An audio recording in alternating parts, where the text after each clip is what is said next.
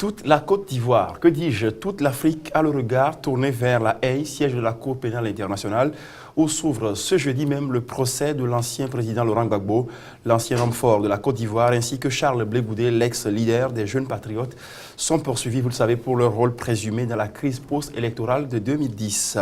Comment ce procès s'annonce-t-il? Quel sera le sort de Laurent Gbagbo, premier ex-chef d'État à être livré à la Cour pénale internationale? Les conséquences de ce procès sur le procès de réconciliation amorcé en Côte d'Ivoire. Nous allons voir tout ça dans ce numéro de Face à Face. Soyez les bienvenus. Deux invités en plateau pour débattre de ce sujet. Pasteur Edo Komi, défenseur des droits de l'homme, président du MMLK, mouvement Martin Luther King. Cher pasteur, merci d'avoir accepté cette invitation. Bonsoir, c'est un plaisir pour nous parce que nous estimons que c'est le moment le plus important où il faut nous livrer aux spectateurs. En face du pasteur Edo Komi, Rajoul Mouhamadou, journaliste à la rédaction de New World Info. Rajoul, merci d'être là. Merci. Pasteur Edo Komi, avant de revenir en plateau pour évoquer le sujet, on sait que le 28 novembre, le second tour de la présidentielle ivoirienne, reporté 6 fois depuis 2005, oppose le président sortant Laurent Gbagbo à son rival Alassane Dramane Ouattara. Le 3 décembre, le pays se retrouve avec deux présidents, le Conseil constitutionnel ayant proclamé la victoire de Gbagbo et la Commission électorale indépendante, celle de Ouattara. Le secrétaire général de l'Organisation des Nations Unies, Ban Ki-moon, reconnaît la victoire de Ouattara. L'Union européenne, la France et les États-Unis félicitent Ouattara et demandent à Laurent Gbagbo de s'incliner. Le lendemain, Laurent Gbagbo est investi chef de l'État et Ouattara prête serment en qualité de président. Le 7 décembre, ça ce sont les dates clés de la crise ivoirienne. La communauté économique des États d'Afrique de l'Ouest, la CEDEAO, suspend la Côte d'Ivoire et demande à Gbagbo de rendre le pouvoir. Suivi par l'Union africaine, Laurent Gbagbo s'installe au palais présidentiel. Se déchaîne alors une vague de violence qui aura pour épisode clé, entre autres, le retranchement des partisans de Ouattara et des membres du gouvernement de son premier ministre et chef de l'ex-rébellion Guillaume Soro dans l'hôtel du Golfe à Abidjan, soumis à un blocus. Et l'arrestation de Laurent Gbagbo le 11 avril 2011. En novembre 2011, il a été transféré à la Cour pénale internationale où il attend son jugement qui va s'ouvrir, comme je le disais dans mon introduction, ce jeudi. On voit tout ça dans ce reportage, puis on revient en plateau avec nos deux invités. 5 ans après la crise post-électorale de 2010 en Côte d'Ivoire, l'heure de la vérité a peut-être sonné pour les Ivoiriens. Ce jeudi, le premier procès d'un ancien chef d'État ivoirien va s'ouvrir devant la Cour pénale internationale. Laurent Gbagbo, 110 ans, est accusé d'avoir fomenté et mis en œuvre un plan afin de rester au pouvoir après l'élection de son rival et actuel président, Alassane Ouattara. Un procès tant entendu, surtout dans les rangs des familles des victimes. C'est un moment aussi attendu par les victimes parce qu'il y a qui dit 3000 morts, voilà, on parle de familles endeuillées. Donc ces victimes-là attendent aussi qu'elles puissent être entendues et éventuellement obtenir réparation à l'issue de ce procès-là. Que vous-même, vous aurez pu m'appeler. Ce procès auquel vont assister les représentants des 726 victimes admises aux procédures va compter aussi sur le banc des accusés Charles Blé Goudé, l'un des proches de Laurent Gbagbo. Ensemble, ils devront répondre de 4 crimes contre l'humanité, notamment les meurtres, les viols, les actes inhumains et les persécutions. D'un procès équitable pour Laurent Gbagbo et co-accusés dépendra l'issue du processus de réconciliation nationale amorcé en Côte d'Ivoire depuis l'arrivée d'Alassane Ouattara à la tête du pays. Tous les rapports, aussi bien nationaux qu'internationaux, indexés des coupables possibles dans le camp de M. Ouattara. Alors donc, pour que le procès qui se tient aujourd'hui devant la Cour pénale internationale ait un impact véritable de la société ivoirienne, il faut justement qu'aucun camp ne puisse s'exonérer. La justice a déjà condamné plus de 118 personnes dans la crise ivoirienne, y compris Simone Gbagbo, l'ex-première dame, à 20 ans de prison pour son rôle dans la crise. En rappel, Laurent Gbagbo a été arrêté le 11 avril 2011 suite aux violences post-électorales de 2010. Il a été transféré à la CPI depuis mai 2011. Merci à Rejoice Adjato pour ce reportage. Retour donc en plateau avec le pasteur Komiedo. Pasteur, il faut dire qu'avant toute chose, vous avez été nommé cette année, ou disons plutôt l'année dernière, par le magazine africain News Africa, parmi les 100 personnes les plus importantes ou les plus influentes du continent. Surprise? Oui, nous avions été surpris par cette annonce. Mais nous disons que le mouvement Martin Luther King a été de toutes les revendications sociales. Nous étions prêts à tous les niveaux pour défendre les droits des marginalisés et des opprimés. Je crois que c'est de bonne guerre, c'est pour une cause juste. Et nous disons quand même que quelque chose a été fait. Et les gens nous suivent de très près, même en dehors du Togo, les gens nous suivent de très près. Donc, ce n'est que le début du commencement. Et sur le procès de l'ancien président ivoirien Laurent Gbagbo qui va s'ouvrir donc ce jeudi même à La Haye devant la Cour pénale internationale, votre mouvement Martin Luther King est très actif surtout sur les réseaux sociaux. Oui, il faut vous dire que Laurent Gbagbo, c'est une référence en Afrique, étant donné qu'il est ce chef d'État. Même avant d'être chef d'État, il était celui-là qui pouvait tenir tête aux Occidentaux, tenir tête à la France. Et je crois que ce n'est pas n'importe qui. Donc pour nous, aujourd'hui, ce jeudi, le procès de Laurent Gbagbo, pour nous, c'est le procès de toute l'Afrique. Et d'ailleurs, c'est le procès le plus attendu, c'est le grand procès de la deuxième décennie du XXIe siècle. D'accord. Rajoul, Laurent Gbagbo, son procès va s'ouvrir ce jeudi, comme vient de dire le pasteur. Pourquoi ce procès suscite-t-il autant de passion sur le continent? Est-ce que vous arrivez à vous l'expliquer, Rajoul? Je veux dire simplement que ce procès effarouche un peu les souverainistes de tous bords sur le continent. Beaucoup de gens qui soutiennent la cause du président Gbagbo ne le font pas sur les crimes, sur les faits qui lui sont imputés. Au fond, ce que les gens reprochent dans l'affaire Gbagbo, dans le cas Gbagbo, c'est le fait que ce soit la justice internationale qui le juge, qu'il soit le seul à être jugé. Donc je pense que là, il y a beaucoup de problèmes qui se posent. En même temps, le pasteur Edo disait tout à l'heure quelque chose de très intéressant, que la Gbagbo tenait tête à la France. Voilà, ce sont des récits comme ça, des figures, des clichés qui parlent aux Africains. Mais dans les faits, ça ne correspond pas nécessairement à des réalités. Parce que Gbagbo était dans une position de posture. Tout le monde sait que Gbagbo avait des acquaintances avec la France. Même si extérieurement, il ne donnait pas l'image. Cette opposition de Gbagbo à la France n'est qu'une position de façade. Pasteur Komiedo, justement, parce que sur la question de savoir si oui ou non Laurent Gbagbo, qui se voulait un nationaliste, un panafricaniste, qui voulait rompre avec les vieilles méthodes, avec l'ancien colonisateur, la France, voilà. Sur un plan politique, peut-être oui, Gbagbo avait rompu avec la France, mais Laurent Gbagbo, le président ivoirien d'alors, était quand même dans des liens très forts avec la France économique, représenté par ce qu'on appelait le BNB, Bouygues et Vincent Bolloré. Est-ce que Laurent Gbagbo était véritablement, est-ce qu'il tenait vraiment tête en rupture de banc avec la France? Oui, moi je crois à cette rupture-là, effective de Laurent Gbagbo avec l'Occident. Rappelez-vous, déjà en 2010, où il était question de célébrer le 50e des pays d'Afrique, il a boycotté. Il a dit qu'il ne va pas en France. Est-ce que ce n'était pas juste non, il a dit qu'il ne va pas en France, il ne va pas à Paris, et il préfère célébrer les 50 ans chez lui en Côte d'Ivoire. Et au même moment où le sommet France-Afrique de Nice, en 2010 également, il a boycotté, il n'y était pas. Et déjà, vous comprendrez déjà que le malheur de Laurent Gbagbo a commencé déjà dès le fait que il n'a pas voulu participer à ces rencontres qu'organisait la France. Et au-delà, je vois quand même que ce que votre confrère le disait tout à l'heure, je suis d'accord avec lui. Mais il faut rentrer en réalité. Quand on rentre dans les faits où il est accusé de crimes contre l'humanité, il est accusé de viol, de meurtre, de crimes économiques et de persécution, c'est vrai. Pour nous, ce qui est important pour nous, c'est que tous les acteurs, les principaux acteurs de cette crise post-électorale sont coupables. Le camp Ouattara comme camp Gbagbo. Et pour nous, aujourd'hui, ce que nous demandons, la justice que nous demandons, que ça ne soit pas seulement Laurent Gbagbo qui soit traduit à la Cour pénale internationale. C'est ça le... Vous abondez dans le même sens que moi. C'est ça l'essentiel. Les critiques, voilà.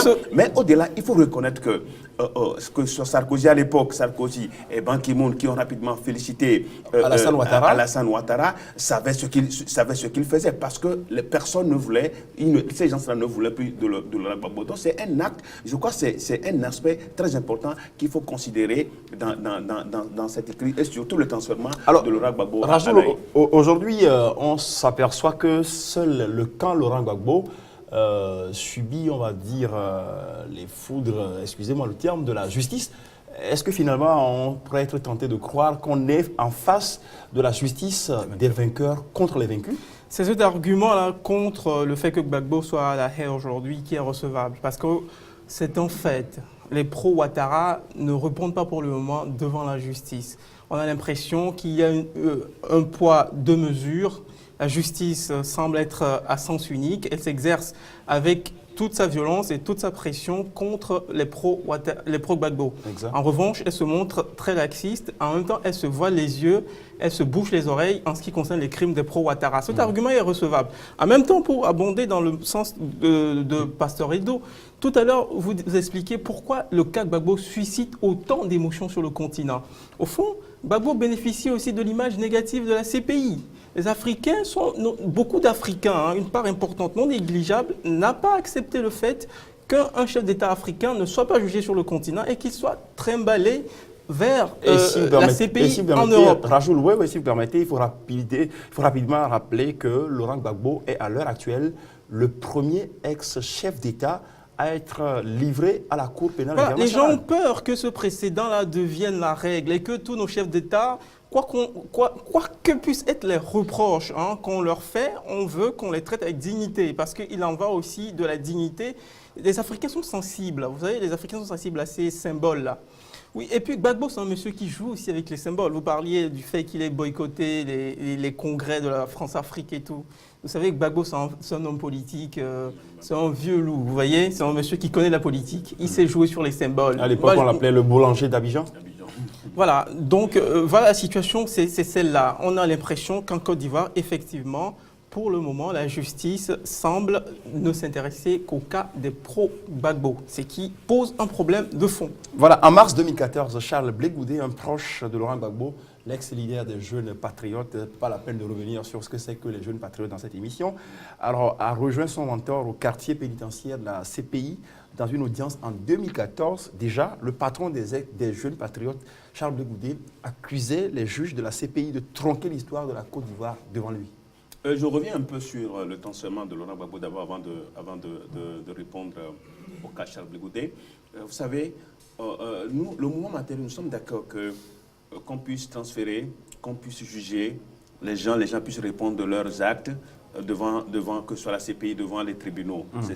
Ça va permettre aux autres de pouvoir de savoir ce qui est le fait et surtout de respecter les droits humains. C'est une bonne chose. Mais comme nous l'avons dit tout à l'heure, malheureusement que c'est lui seul qui soit traduit à la CPI. Mais quand on revient à Charles Blé Goudé, je crois que Charles Blé Goudé a été très déterminant dans cette crise, que ce soit avant, comme pendant et après l'élection présidentielle de 2010. Vous savez, c'est quelqu'un qui peut déchaîner la foule, qui peut haranguer la foule. Quand vous le voyez, il a la parole avec sa petite casquette là, très facile. Donc c'est le monsieur à tout faire de Laurent Gbagbo et il pouvait mobiliser les gens. Donc quand je le vois à peu près, je crois qu'il est à l'image de son patron.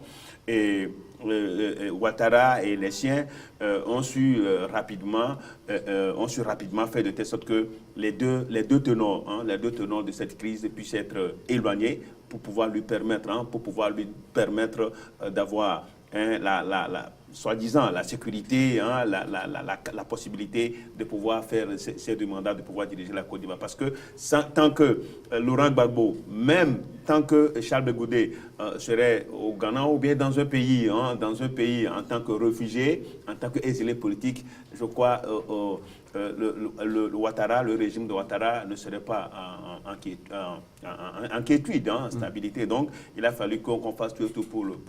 Je crois qu'il a raison. Charles Blé Goudé a raison comment soulever que l'histoire de son propre pays était tronquée devant lui par des gens dont il estime qu'il ne maîtrise pas son pays. Il ne maîtrise pas parce qu'il ne maîtrise pas, parce que vous voyez, déjà en 2002, hein, la rébellion a déjà commencé contre Laurent Gbagbo, et aujourd'hui,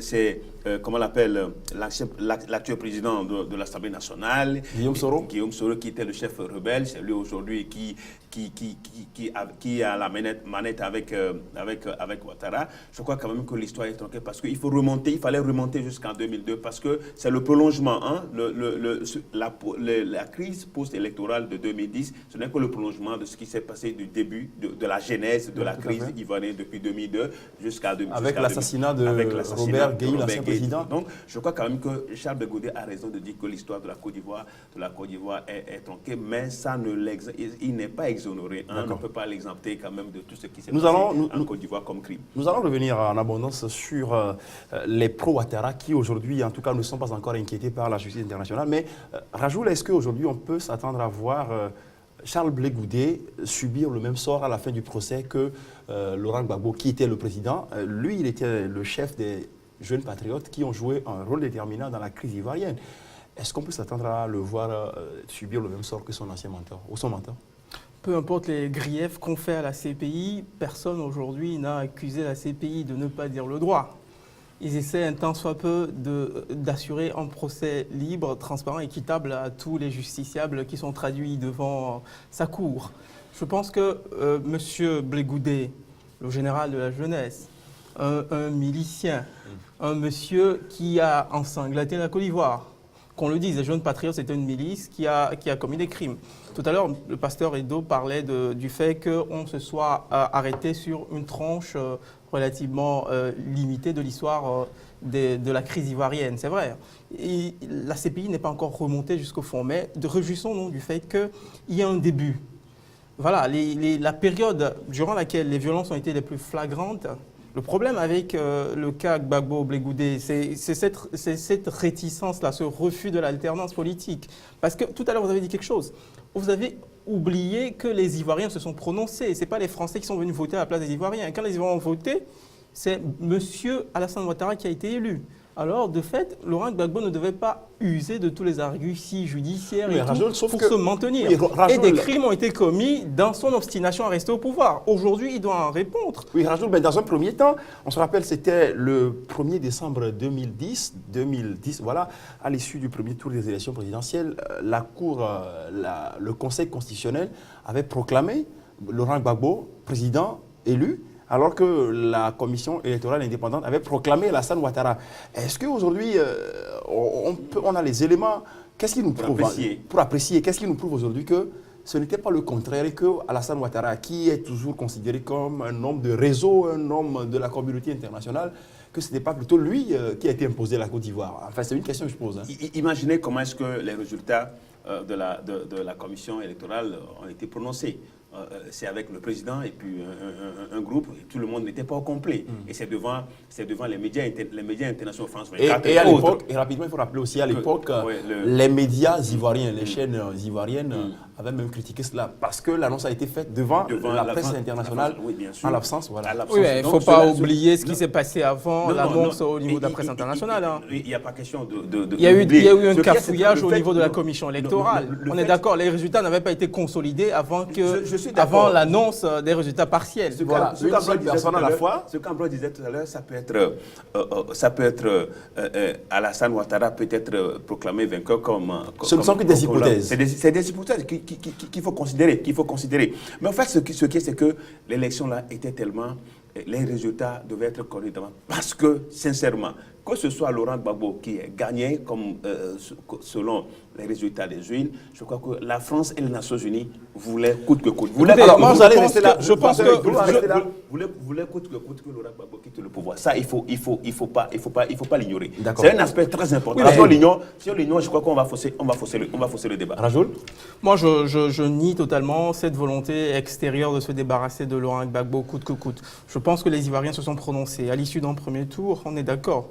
Et il y a une coalition par la suite, Alassane Ouattara, avec le vieux Kona Bédié. C'est qui lui assure une frange importante de l'électorat baoulé. Mécaniquement, arithmétiquement, on connaît la sociologie électorale de la Côte d'Ivoire.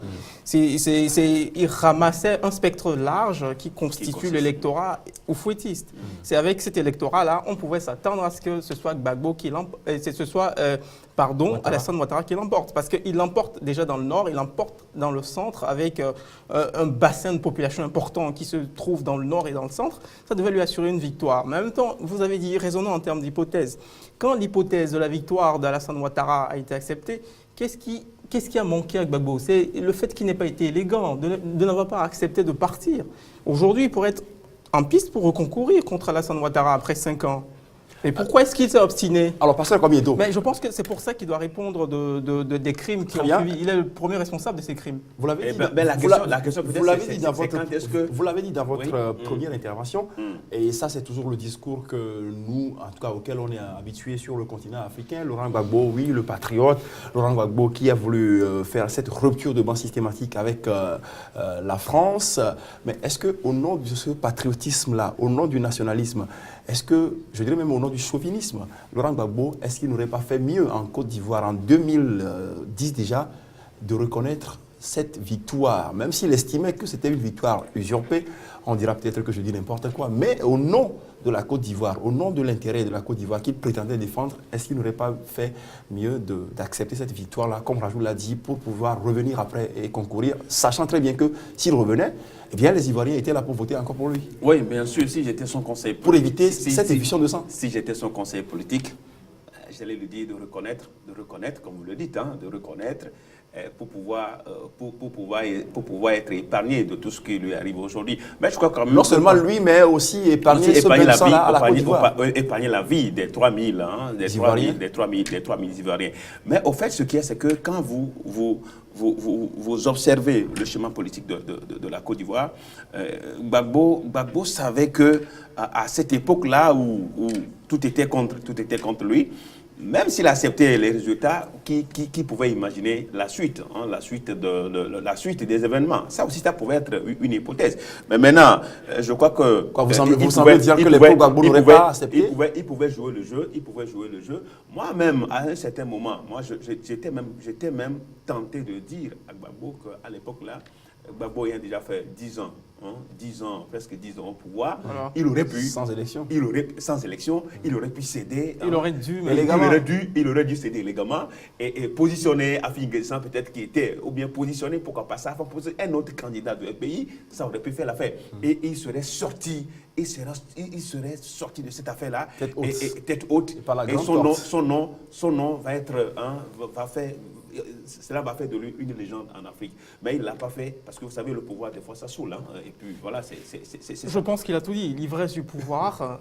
Laurent Gbagbo a manqué d'être un homme d'État. Il a suivi son ambition personnelle, cette vocation. Il s'est enfoncé dans un tunnel dont l'issue n'était pas certaine. C'est-à-dire qu'il a voulu jouer une partie de poker avec le sort des Ivoiriens. En se disant, oui, je sais que j'ai été battu, mais si j'insiste un peu, Alassane va lâcher et je vais faire les 5 ans qui vont venir. Parce qu'il comptait aussi sur la détermination des jeunes patriotes. Voilà. Il avait l'impression que, avec quelques soutiens et quelques miliciens, quelques pontes de l'armée ivoirienne, il pouvait s'assurer, régner au détriment du peuple. Très bien, Rajoul. On va rester avec vous le 10 mars 2014.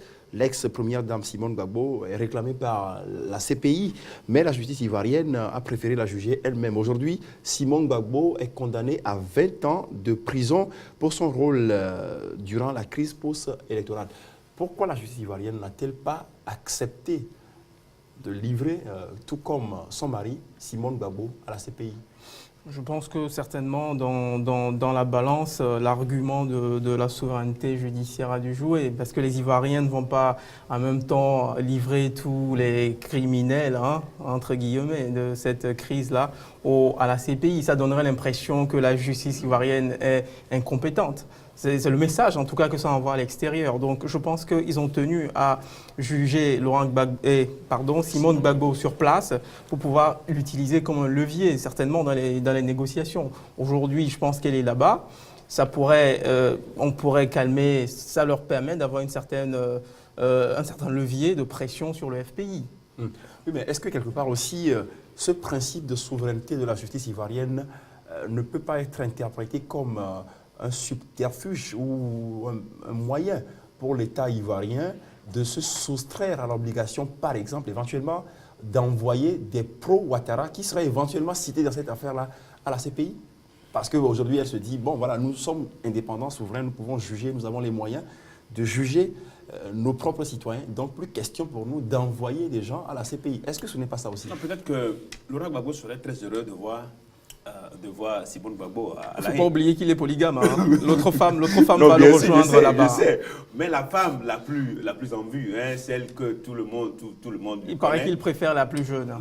Non, mais de toutes les façons, Simone Gbagbo, je crois quand même qu'à côté de Laurent Gbagbo, on dit toujours que c'est la première dame. C'est la première dame. Et c'est une première dame qui est très imposante, qui a un cabinet, qui est bien organisé. Et qui a aussi joué un grand rôle, hein, durant les 10 ans de règne de son mari. Un grand rôle. À la fois positif et négatif. Je ne suis pas en train de la voir condamnée à 20 ans, dans quelque rôle que ce soit qu'elle aurait joué dans mais voilà qu'elle a été condamnée par mais justement, je crois quand même que Simone Gbagbo est comme je le dis, c'est une légende au sein du pays. Donc la justice ivoirienne et surtout le camp Ouattara n'aurait pas accepté quand même qu'on puisse la quitter ou bien qu'elle puisse juger et condamner à 10 ans d'emprisonnement. Pourquoi? Parce que la dame, elle est toujours, hein, elle est toujours vivante, elle est toujours active. Je crois que ça aussi a joué. Mais il a dit quelque chose tout à l'heure, il faut aussi conserver la souveraineté de la justice ivoirienne pour ne pas livrer tout le monde et surtout pour ne pas livrer tous les pro-Gbagbo à la CPI. Ça aussi, c'est un facteur très déterminant. Mais aussi l'autre aspect qui est aussi très déterminant, c'est le fait que Alassane Ouattara a estimé, jugé un peu à l'apaisement pour dire, bon, au moins Simone Gbagbo est en Côte d'Ivoire, les gens peuvent aller rapidement, aller là où elle est, je crois c'est, non, elle est toujours, là où elle est, c'est très facile d'aller à la haie, donc les gens peuvent le rendre visite, on peut aller parler, donc ça aussi, ça pouvait jouer. Et pourquoi n'aurait-on pas fait la même chose pour Gbagbo si Gbagbo Laurent? Gbagbo, c'est le pion, hein, c'est le grand pion, donc... Alors, est-ce qu'on peut estimer ou supposer que si Gbagbo Laurent était dans une prison en Côte d'Ivoire, la situation, et son ombre, son fantôme planerait sur la situation socio-politique de la Côte d'Ivoire à l'heure actuelle? Assurément. Et Gbagbo, c'est un monstre politique. Qu'il soit derrière le verrou ou qu'il soit en dehors du pays, son nom ne continue pas à planer sur le pays. On l'a vu lors des élections il y a quelques mois au sein du FPI. La désignation de candidats. Il y a beaucoup de gens de nostalgiques du chef qui ont l'impression que voilà, c'est le chef, c'est lui qui doit défendre les couleurs, bien qu'il soit en prison.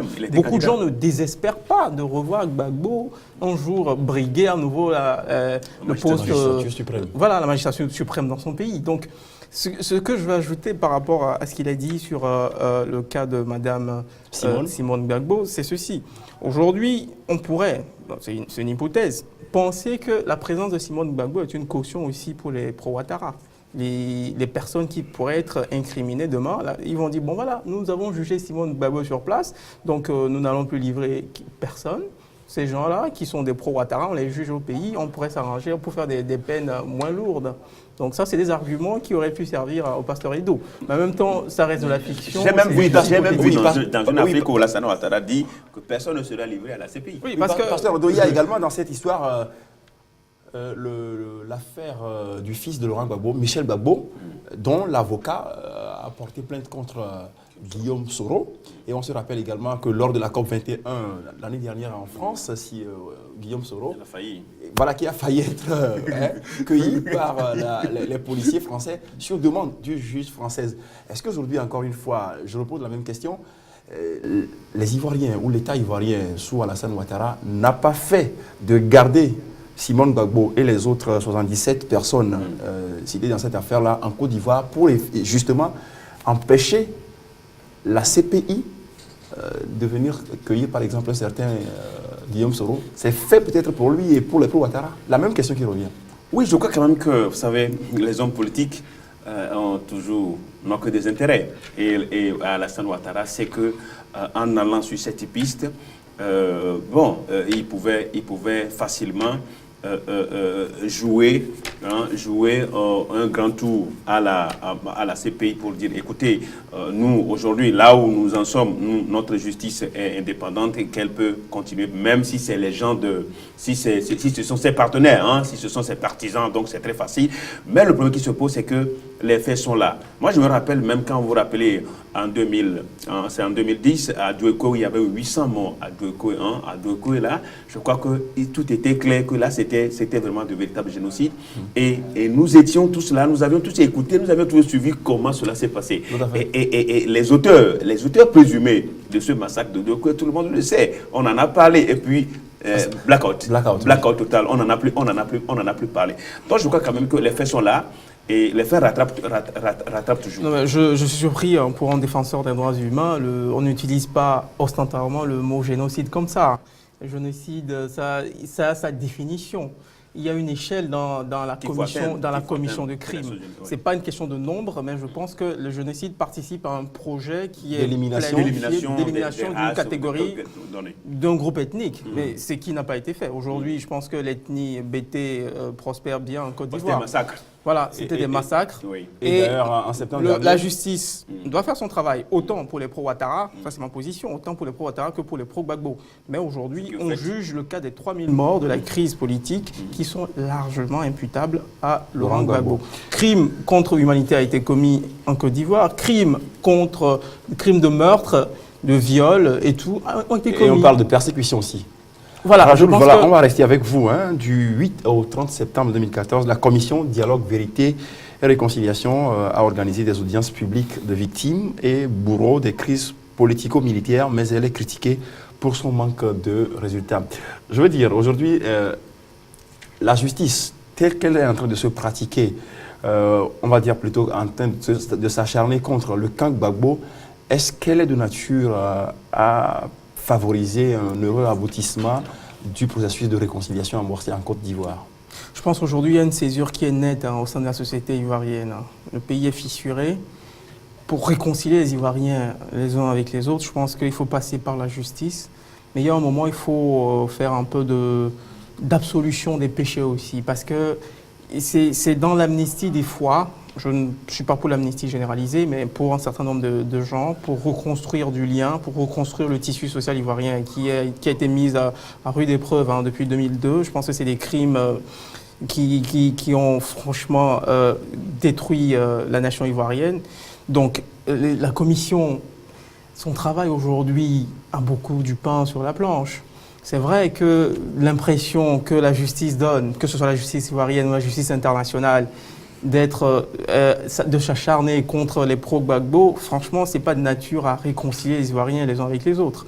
Donc, il faut qu'il y ait un rééquilibrage de la balance judiciaire. C'est-à-dire qu'on a l'impression pour le moment que la balance penche du côté des pro-Gbagbo. Il faudrait mettre des pro-Ouattara aussi dans le trébuchet de l'autre côté pour que l'équilibre s'installe. Pasteur Edo, cette histoire, en tout cas, le rapport intrinsèque entre le procès de Laurent Gbagbo et le processus de réconciliation en Côte d'Ivoire, je crois que ces deux choses sont très liées.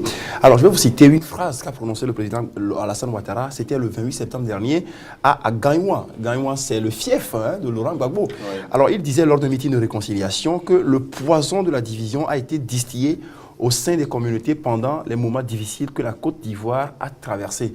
La question que je me pose, qui a distillé ce poison de la division en Côte d'Ivoire? D'abord, quand vous parlez de Gagnoua, c'est l'origine, le milieu natal de Laurent Gbagbo. Des BT. Des BT. Donc, je peux dire que, oui, c'est vrai que ce que j'avais suivi les propos du président Alassane Ouattara, je me suis dit que quand même que c'est des propos politiques mais qui n'arrange pas la Côte d'Ivoire. Parce que nous sommes arrivés à un moment où, à une période où, et comme d'autres hommes politiques ivoiriens ont dit que sans Laurent Gbagbo, le processus de réconciliation... Notamment le cas de l'ancien Premier ministre Charles Konan Banny, qui dit que Gbagbo est un personnage clé dans le processus de réconciliation en Côte d'Ivoire. Oui. Mais donc, à ce niveau, qui a distillé, je crois que, comme je l'ai déjà dit, nous sommes arrivés à croire que, comme il a dit tout à l'heure, le rééquilibrage, le fait que la justice pourra revoir sa balance, que du côté d'Alassane Ouattara comme du côté de Laurent Gbagbo, ça pouvait permettre aux Ivoiriens de se croire, de se retrouver et de penser que désormais qu'un pas est en train d'être franchi. Mais je crois que qui a distillé tous les acteurs politiques qui sont impliqués dans cette affaire, dans la crise ivoirienne, je crois qu'il leur revient, c'est eux qui ont distillé ce poison de division. Au-delà des hommes politiques ivoiriens, dont Charles Konan Banny, l'ancien Premier ministre, l'ancien gouverneur de la BECAO, la Banque centrale des États d'Afrique de l'Ouest, il y a également certains chefs d'État africains, anciens chefs d'État, dont les Ghanéens John Rawlings, John Kufuor, Thabo Mbeki de l'Afrique du Sud, qui ont également appelé en tout cas à un procès équitable parce que pour eux, de la réussite même du procès de Laurent Gbagbo dépendra l'aboutissement de la réconciliation nationale en Côte d'Ivoire.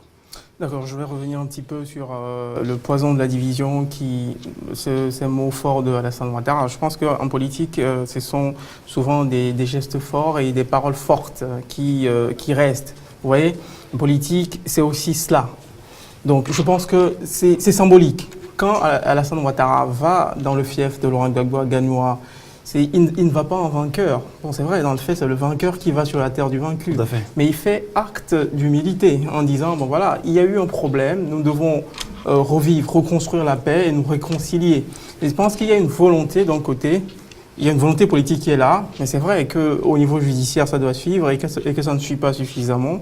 Mais il faut nécessairement rééquilibrer. Comme le dit Konan Banny ou les autres présidents, je pense que de la réussite du processus de réconciliation est lié, on est d'accord avec le fait que la justice revoie sérieusement sa copie, que ce soit la justice nationale en Côte d'Ivoire ou la justice internationale, parce que c'est insupportable pour un camp d'avoir l'impression d'être tout le temps harcelé, poussé dans les retranchements, qu'on a tout le temps le doigt accusateur sur les uns, alors que les autres qui ont commis autant de crimes soient totalement exonérés.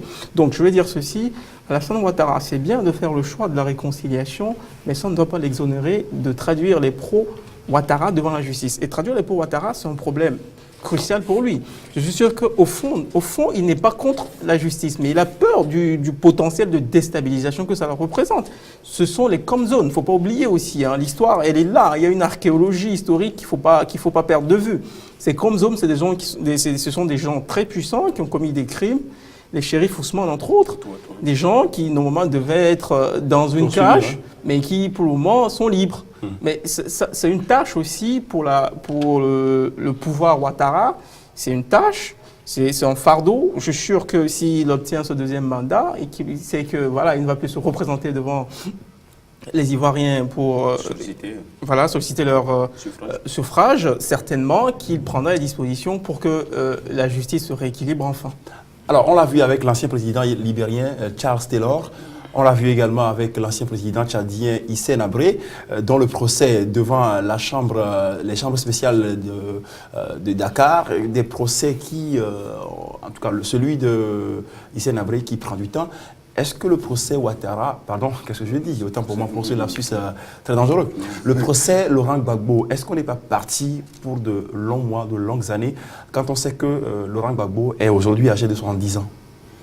Oui, je crois que ce procès-là est parti pour de longtemps. On ne sait pas quand est-ce que... Bon, on sait seulement quand est-ce que ça va commencer. C'est ce jeudi même, ça commence même.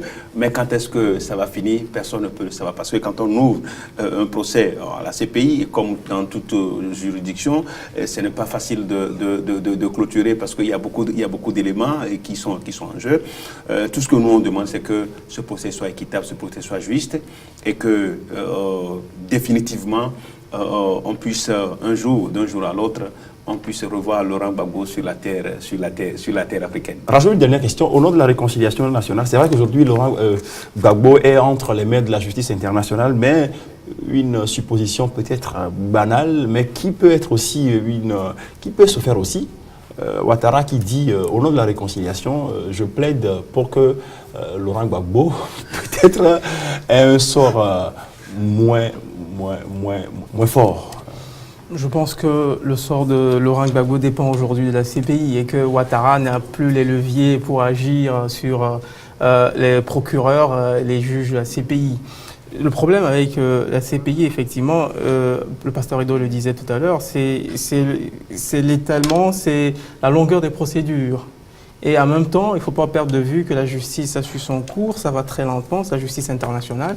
Et il y a des procédures d'appel, ça prend du temps, des renvois d'audience qui durent des années. On le voit avec le procès Jean-Pierre Bemba, un certain nombre de... Parfois, la CPI a l'impression d'être une arrière-cour où on envoie un opposant pour se débarrasser de lui. Il n'est pas condamné, il n'est pas innocent. Il est là, on attend toujours. Mais en même temps, il n'a pas liberté de mouvement pour revenir déranger. Ça a marché très bien dans le cas de la RDC. Donc, je suis très dubitatif sur le fait qu'Alassane Ouattara puisse aujourd'hui agir. Il peut agir, en revanche, sur le sort de Simone Gbagbo, décider aujourd'hui de l'amnistier. Voilà, de lui rendre sa liberté. Et ce serait un geste fort, mais pour Laurent Gbagbo, son sort dépend aujourd'hui de la justice internationale. Gracier Simone Gbagbo, est-ce que ce ne serait pas aussi un déclic dans le processus de la réconciliation en Côte d'Ivoire? Un pas très important vers la réconciliation. Un pas très important. Très important, très déterminant. Merci beaucoup, pasteur Komiedo. Merci, c'est un plaisir. Vous êtes le président du MMLK, le mouvement Martin Luther King, un mouvement qui milite pour le respect et la promotion des droits de l'homme partout où ils sont violés. Merci, c'est ça. Rajoul Mohamedou, journaliste à la rédaction New World Info, merci également. Merci. C'est donc la fin de ce numéro de Face à Face. Merci de nous avoir suivis. À très bientôt sur votre chaîne New World Info.